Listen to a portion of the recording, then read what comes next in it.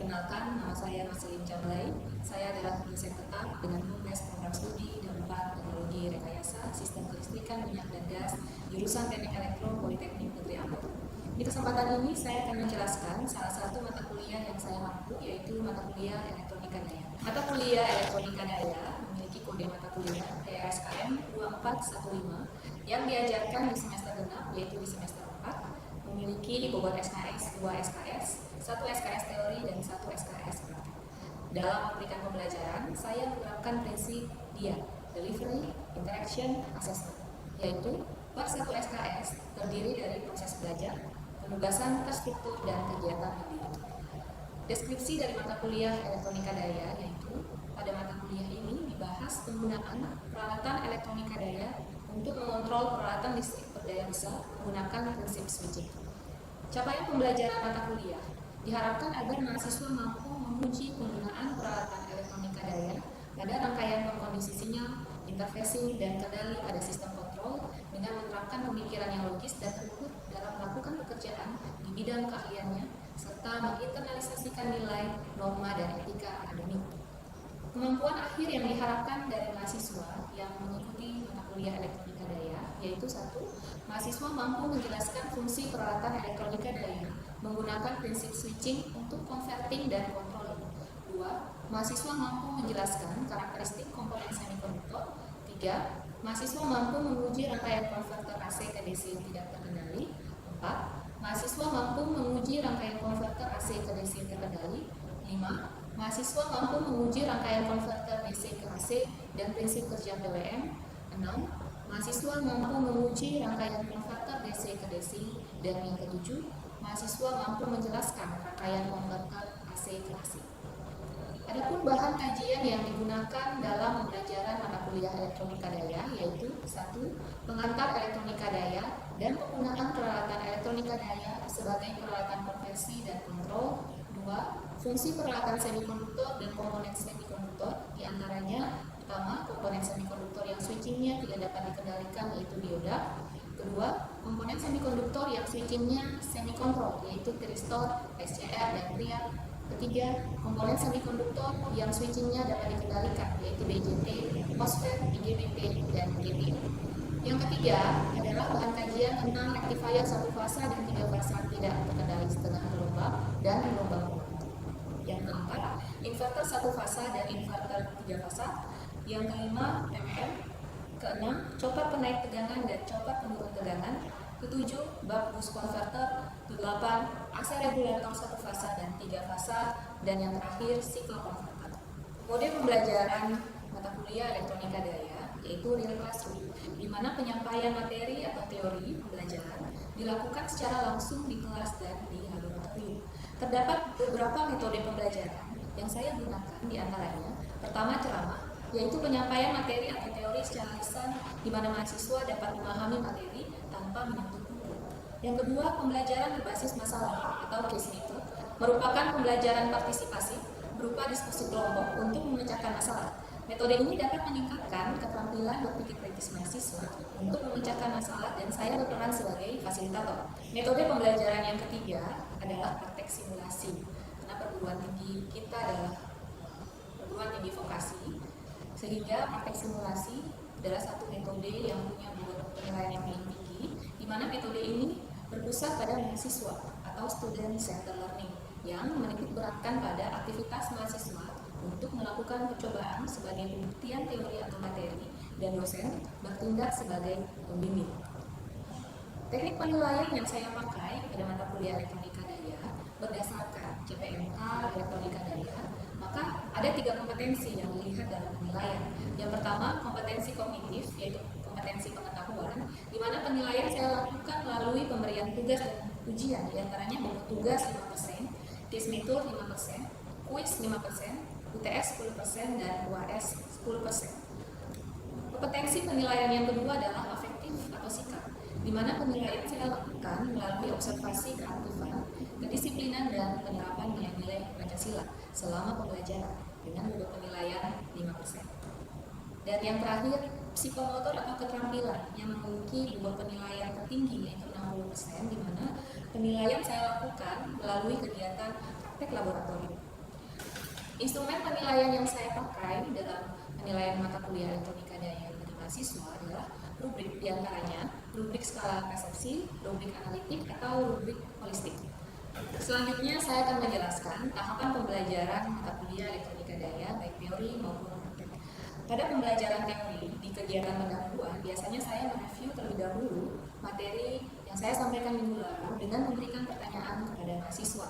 Selanjutnya pada kegiatan inti, saya memberikan materi atau juga case method yang selanjutnya akan dilakukan tanya jawab pada mahasiswa dengan memberikan tugas terstruktur berupa latihan soal perhitungan. Dan pada kegiatan penutup, yaitu di akhir perkuliahan, saya biasanya mereview hasil pembelajaran dengan memberikan pertanyaan kepada mahasiswa tentang materi yang diajarkan. Selanjutnya, saya memberikan tugas mandiri dan menjelaskan gambaran materi berikutnya. Sedangkan tahapan pembelajaran pada praktikum di kegiatan pendahuluan, saya biasanya melakukan briefing dengan mahasiswa dan menjelaskan deskripsi job dari job yang akan dipraktekkan di saat itu. Kemudian, pada kegiatan inti, mahasiswa melakukan praktek sambil diawasi dan diperiksa hasil pekerjaannya oleh saya dan juga LP di laboratorium. Dan pada kegiatan penutup, saya mengevaluasi pelaksanaan praktikum dan memberikan arahan dan informasi untuk praktikum selanjutnya. Nah, untuk lebih jelasnya, maka berikut adalah video aktivitas saya memberikan pengajaran untuk mata kuliah elektronika daya. Selamat menyaksikan. Oke, selamat pagi. Kita melanjutkan kuliah elektronika daya. Namun sebelumnya Ibu mau review materi di minggu kemarin.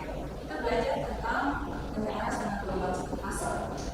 Di sini Ibu mau bertanya, ada yang bisa jelaskan ke Ibu cara kerja dan penerapan dan gelombang satu fase?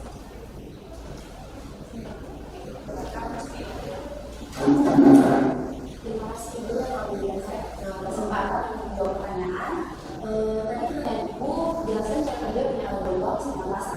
Penyalaan gelombang sama fase umumnya menggunakan sebuah dioda sebagai mobil utama penyiarannya. Untuk cara kerjanya sendiri, pada saat panjang maju atau dioda dalam keadaan on, pada siklus tegangan positif sumber terdapat tegangan paduan. Sebaliknya pada saat panjang mundur atau dioda dalam keadaan off, pada siklus negatif sumber tidak ada tegangan paduan. Terima kasih, Rosdi. Jadi tadi Rosdiana sudah jelaskan cara kerjanya secara umum. Ya, jadi bukan setengah fase, tapi setengah gelombang satu fase. Jadi hanya setengah gelombang dari sumber asli satu fase yang disalahkan. Jadi cuma siklus positifnya saja. Menjelaskannya tadi bagaimana bisa sebuah dioda tadi bisa menyalakan setengah gelombang sudah saya. Ada prinsip yang diterapkan di situ. Cara kerja atau karakteristiknya dioda itu dia hanya bekerja bias maju ketika potensial dari anoda lebih tinggi dibandingkan dengan potensial dari anoda. Jadi itu gambaran tentang penjelasan gelombang biasa. Kita lanjutkan materi untuk penyiaran gelombang bentuk satu fase. Kalau setengah gelombang kita pakai satu buah dioda, ya, yang kinerjanya terbatas, biasanya semacam switch contoh yang contoh sebuah.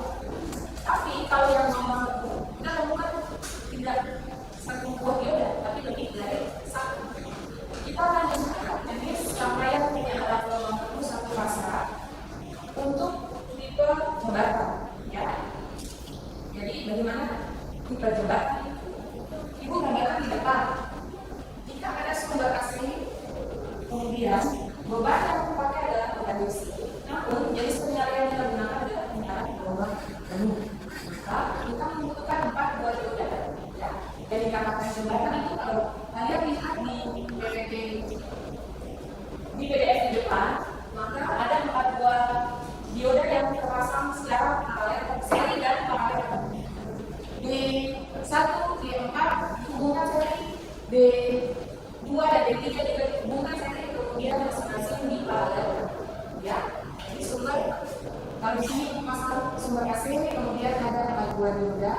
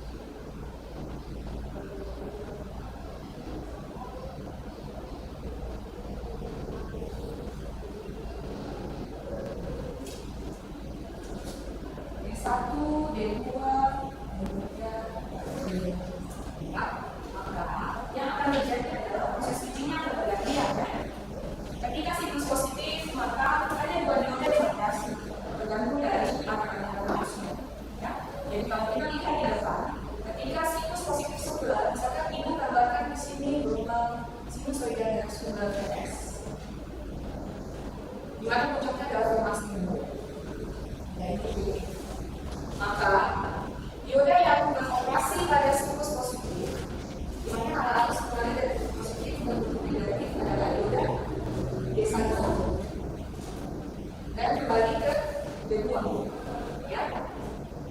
Jadi switch atau dioda yang bekerja di sini, dimana yang tahu adalah D1 dan D2, sehingga apabila kita pasang berbagai resistor di output ya, dia akan menerima siklus positif akibat switch dari responnya dari D1 dan D2.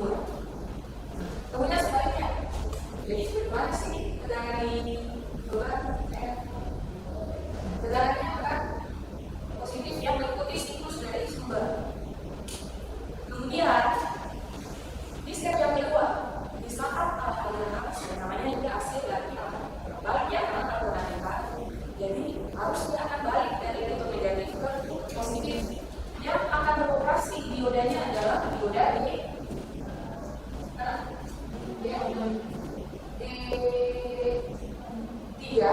yang akan menarik yang terbuat di D1 ya. Ini ya, dan kalau kita lihat ya D1 D3 yang ke atas terbuat D1. Kalau yang dari positif ke negatif D1 ya, naik ke atas terbuat D2. Itu ya, jadi lihat dari arah arus dengan arah dioda saja. Kalau potensial adanya lebih besar dari dioda ini aktif. Ada sedia. Saya bertanya, bagaimana siklus tegangan pada dua pasang untuk penyaring di ombak penuh pasir? Siklus tegangan, maksudnya tegangan dioda. Nah, kita lihat ya, kalau ini gambarkan tegangan besar. Yang gambar tanya, ibu tegangan diodanya bagaimana? Karena diodanya bisa kerjanya switch. Jadi pada saat dia on, dia bikin rangkaian seperti buktikan atau shock. Pada saat rangkaiannya itu shock, tegangannya on. Jadi kalau kita buktikan tegangan dioda, karena nanti pada saat kalian praktik kalian penasaran mau tegangan dioda berapa volt, nanti di voltmeternya jamnya tidak naik, karena tegangannya on ya. Jadi tegangan dioda pada saat siklus positif atau pada saat pakaiannya positif, tegangannya adalah nol. Itu untuk dioda yang aktif ya. Ini VD1 dan VD2. Tegangan di VD1 dan VD2 nya nol. Lalu bagaimana tegangan di VD3 dan VD4? Karena dia tidak aktif atau dalam posisi off, tegangannya itu negatif ya. Itulah nggak usah nilainya adalah ini tegangan dari nilai tegangan maksimum dari sumber. Ini di posisi VD3 dan VD4 ya. Jadi tergantung dari dioda mana yang kalau pada tahu dioda D1 dan D2 yang tegangan D1 dan D2 ini nol. Yang lainnya yang tidak aktif itu dalam posisi off, D3 dan D4 ada tegangan kami negatif ya. Ini berapa besarnya ini VM? VM itu adalah tegangan maksimum dari sumber. Itu ya, jelas. Kita lihat siklus negatif. Pada saat siklus negatif sumber, ya, dioda mana yang kerja? D3 dan D4 karena dia panjang cuma untuk voltalis. Jadi siklus yang dihasilkan bukan siklus negatif ya, tapi siklus positif. Sehingga satu siklus tegangan dia akan menghasilkan dua siklus positif. Jadi bukannya membaca tegangan yang seperti ini. Jadi kalau ada dua siklus beda, nanti ada dua pertambahan dua siklus dari sana siklus positif. Ya seperti itu. Ya selama sumber terpasang. Selanjutnya tegangan diodanya di mana? Juga sama, yang aktif pasti tegangannya nol, yang tidak aktif tegangannya ya. Dari situ kita bisa menentukan berapa besar tegangan nol dengan nilai DC-nya. Ya, jadi ada dua nilai karena dia menurut DC. Nilai tegangan yang kita tentu di output adalah V di sini dan V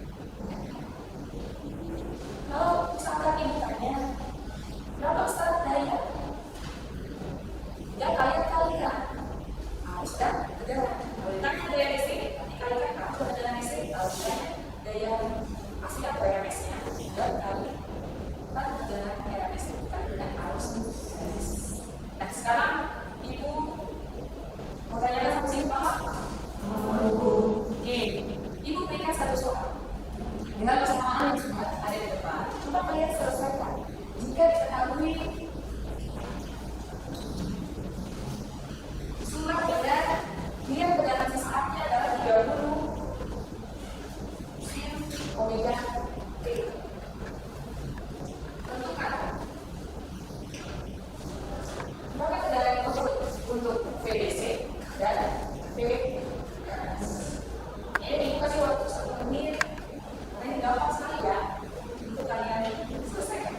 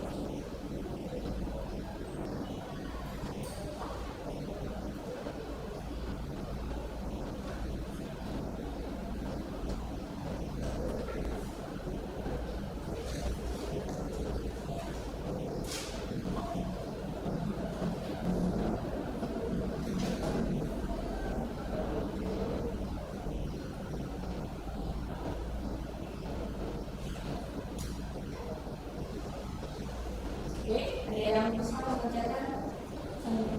Bisa, silakan. Bisa, ada yang mau berpapan, silakan.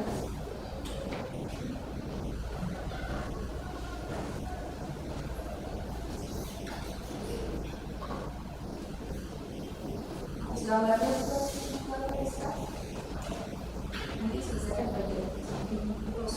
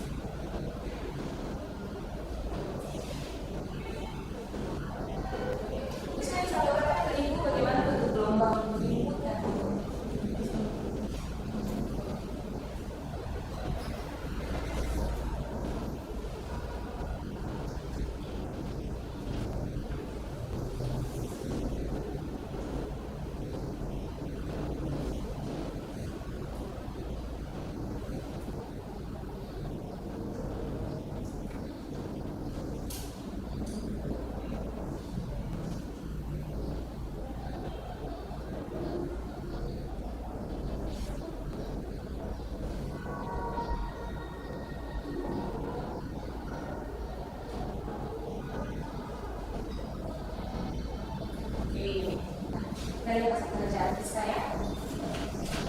Nah, di sini yang bila kita melihat keturunan sekarang berdasarkan rumus, adalah risiko yang ditemukan berdasarkan soal yang diketahui yaitu 30. Ya, ini adalah persamaan nilai sesama. 30 ini adalah nilai masing. Kira-kira contoh itu adalah isi dan sudah tidak masuk yang sudah ditentukan di situ. Maka data adalah isi 19 dan adalah RMS-nya 21,2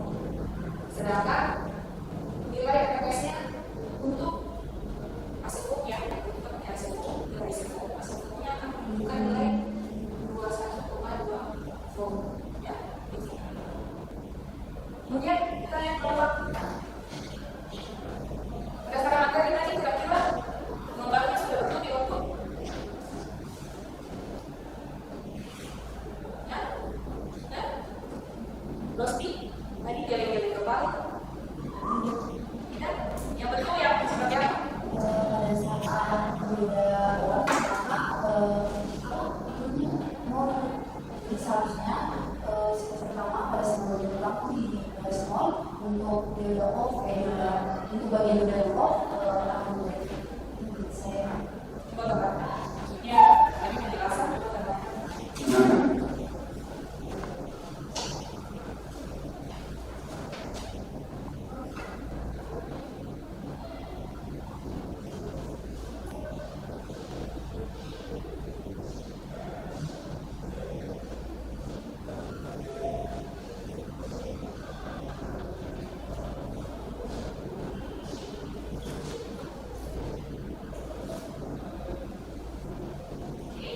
Jadi kalau menurut Rosti bentuk gelombang bentuknya akan seperti ini, ya.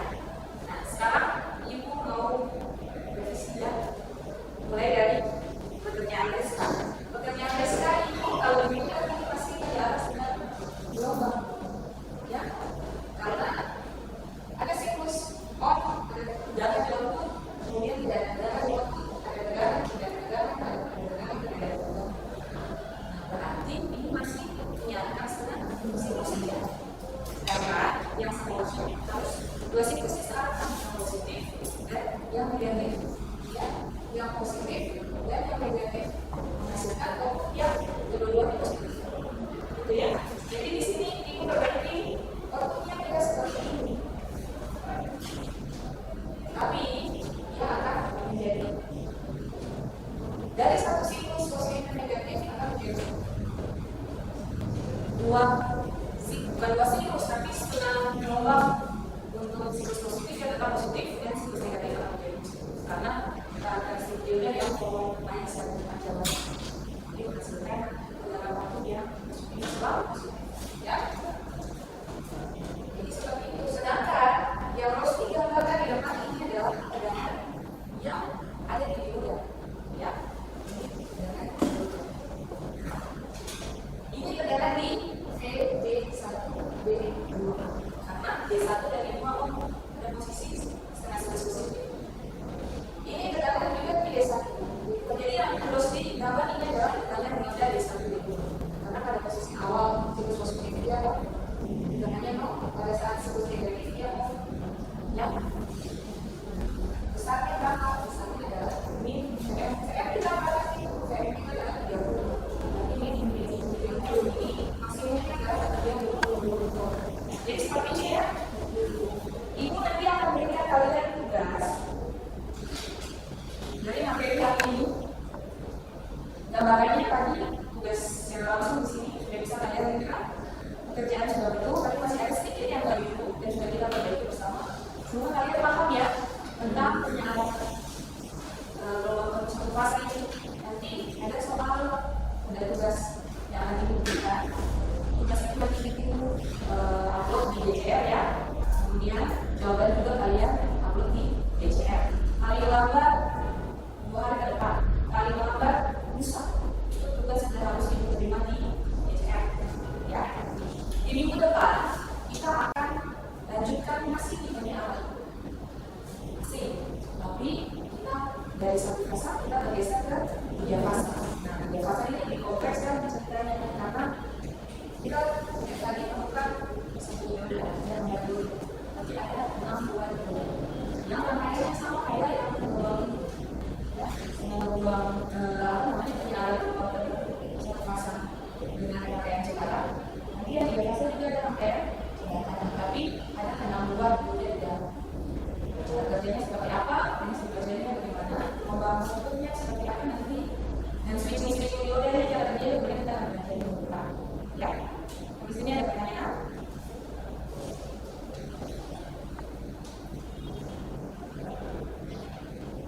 Oke, karena tidak ada pertanyaan, Ibu akhiri kuliah di hari ini. Selamat beraktivitas dan selamat pagi kelas C.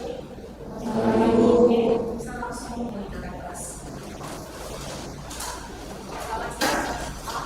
Kita praktek job ketiga.